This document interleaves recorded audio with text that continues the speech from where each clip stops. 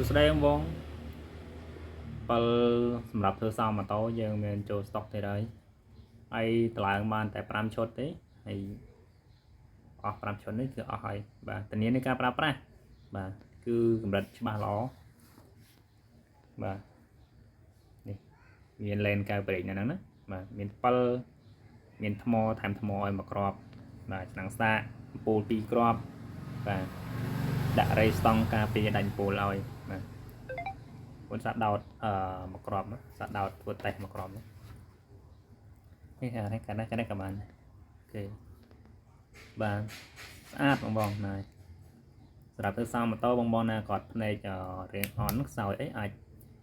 សាកល្បងជាមួយ7នេះបាទធ្វើសង់ម៉ូតូប្រេកក្របសោច្បាស់ល្អណាស់បាទនេះបាទគឺបើយើងឈួលបើអត់ដាក់កែវប្រេកទេវាក្របវាតូចតែបើយើងដាក់កែវប្រេកក្របវាឃើញធំណាក្របសោម៉ូតូហ្នឹងហើយតែមុនខ្ញុំធ្វើការផ្ញើជូនខ្ញុំនឹងបញ្ជាក់ធ្វើតេស្តឲ្យមួយសារទៀតបាទរាល់ដែលខ្ញុំផ្ញើបាទ